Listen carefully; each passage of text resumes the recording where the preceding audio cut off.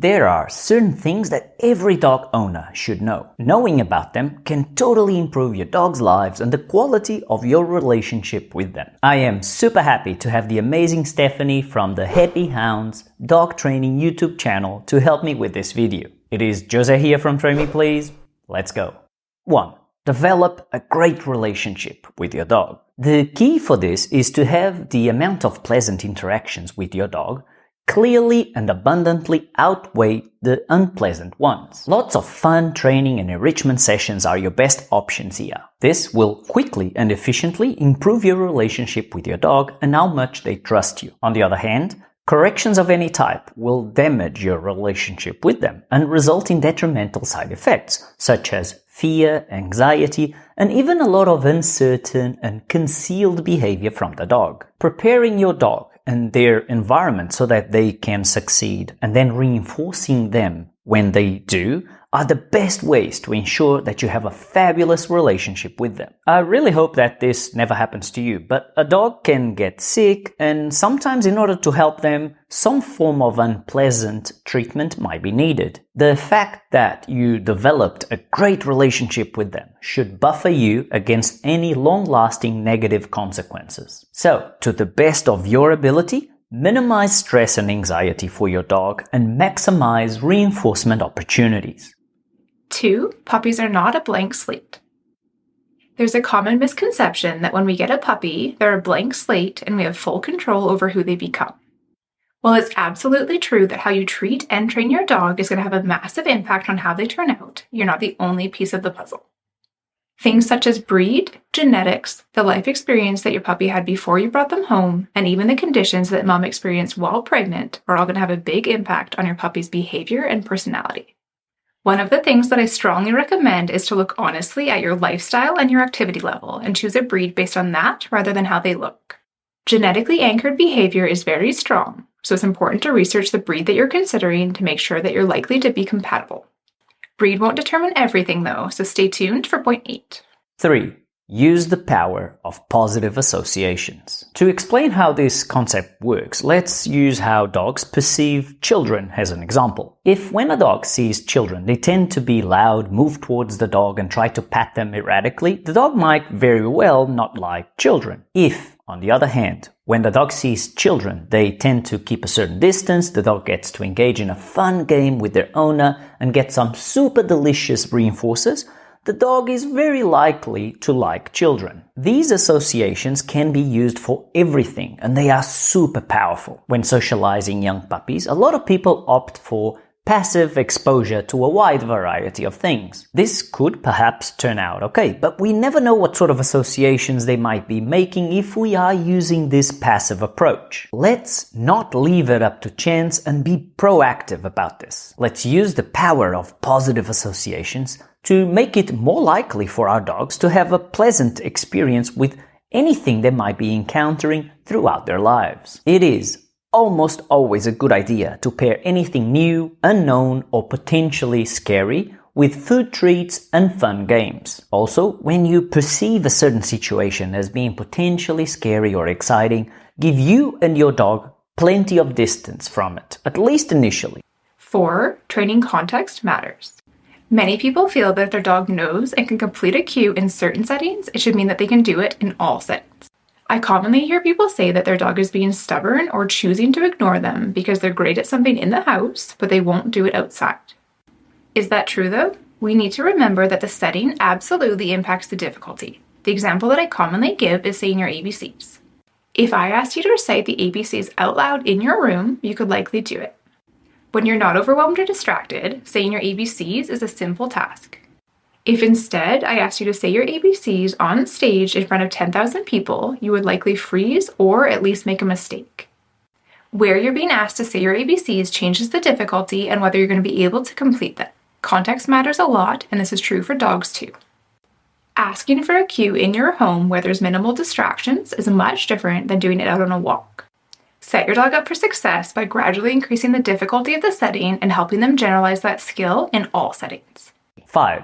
Predictable games help dogs. When a dog learns a predictable game, such as the engage-disengage game or the Super Bowl's pattern game, it will be easier for them to deal with anything potentially scary or exciting in the environment. For example, if a dog is afraid of other dogs, exposing them to that situation will be much easier and likely to be successful inside the secure structure of a previously learned game. The dog will visually acknowledge the other dog and either look at us or start moving to the next ball in order to receive a reinforcer. Due to the fact that the dog already knows this game very well, they are much less likely to have an overt big reaction. Classical conditioning will work its magic, and the dog may very well even really start to enjoy these situations. If you're enjoying this video, we would be so grateful if you'd hit the like button to let us know. 6. We don't get to decide whether something is punishing or reinforcing for our dog. Every dog is going to react differently to different experiences, so we need to pay attention to how our dog feels. In dog training, punishment is anything that causes a behavior to happen less frequently, while reinforcement is anything that causes the behavior to happen more frequently. For example, every dog is going to have a different favorite, but treats are a common reinforcer because every dog likes food. Other experiences tend to be a little bit more murky. For example, my dog loves being pet, so she would definitely be more likely to repeat any behavior that resulted in her getting pets. For my dog, petting is a reinforcer because she's encouraged to repeat whatever behavior preceded it. I've had many clients' dogs, though, that did not enjoy being touched. Even though we might pet them with the best of intentions, for that dog, it's a punishment. Another common mistake that I see with this is when people say that their dog enjoys their prong or shock collar. Commonly, I'll hear that because a dog gets excited when the guardian brings out that collar, the dog must like it. We need to be careful with this mentality. What we're actually seeing is that the dog is excited for what the collar represents, which is getting to go outside. Going outside is reinforcing, and that's why your dog appears happy. If the dog truly enjoyed the collar and the collar itself was reinforcing, they would be more likely to repeat whatever behavior preceded it.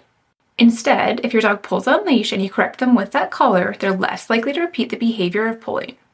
Therefore, by definition, the collar is punishing because it decreased a behavior. Everyone's going to make different choices for their dog, but we need to be careful when we state whether something's punishing or reinforcing. 7. Learn about both sides of each behavior. All of your dog's behaviors have something that happens just before the behavior starts. We call this the antecedent. All of their behaviors also have something that happens straight after them. We call this the consequence. A simple unit of behavior is composed of antecedent, behavior, consequence. As an example, you ask your dog to sit, that's the antecedent. The dog sits, that's the behavior. And you give the dog a cookie, that's the consequence. Here's another one. The dog sees another dog way too close, that's the antecedent. Barks at the other dog, that's the behavior.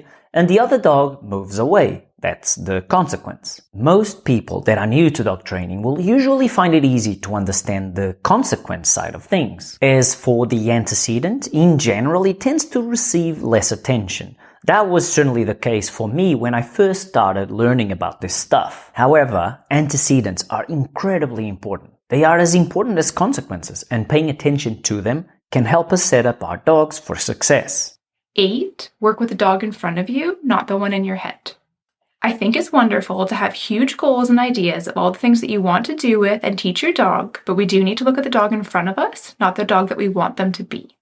For example, you might daydream about taking your dog to the dog park, but do you actually have a dog social dog that would enjoy that? Many dogs do not like going to dog parks, and that's totally fine. There are lots of other fun things that you can do with them. We need to observe our dog, watch their behavior, and pay attention to what they actually enjoy and what they're capable of. There's a lot that we can do to train and shape our dogs, but it's important to also appreciate and respect who they naturally are. Work with the dog in front of you, not the one in your mind. 9. Reinforcement strategies matter. We ask the dog to do something. The dog does it. We mark the behavior with a click or yes and offer a reinforcer for it. In an ideal world, that would be the end of that story. However, it doesn't really work like that for dogs. There is information that they take from how, where, and how quickly we deliver the reinforcer. For example, consider when we are teaching a dog to walk on a loose lead. Let's assume that we want the dog to walk on our left-hand side without pulling. Regardless of whether or not we are using a clicker or marker word with impeccable timing, the dog will move towards the reinforcer delivery position. If we want to reinforce with our right hand, that will make the dog cut across in front of us. If, on the other hand, we reinforce using our left hand, the dog will be much less likely to do that because they have learned that the reinforcer is coming to where exactly they are at the moment. For other behaviors, our reinforcement delivery strategy can also help set up the next repetition or even help with whether we are promoting excitement or calmness. Before you start a training session, have a plan and consider how you are using reinforcement so that the session is as easy as possible for you and your dog. 10. You are your dog's life. How we treat them matters. How we train them matters. How they feel matters. When we get a dog, we're taking guardianship of a life. They are a captive animal and their entire existence will be with us. You'll commonly see dogs equated to toddlers for mentality, and while that may be true, unlike a toddler, they'll never grow up. They'll never move out, get to make their own choices, or change things that they didn't like about their upbringing the way a child eventually can. You are your dog's life, start to finish.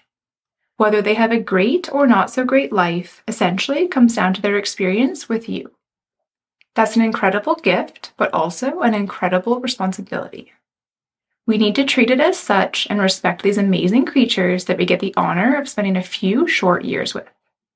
Could you leave me a comment down below with the keyword relationship? That will let me know that you watched the video to this point. Next, I would highly recommend that you visit and subscribe to Stephanie's channel. She's got a lot of really great videos. Maybe start with this one here. Obrigado pessoal e até a próxima.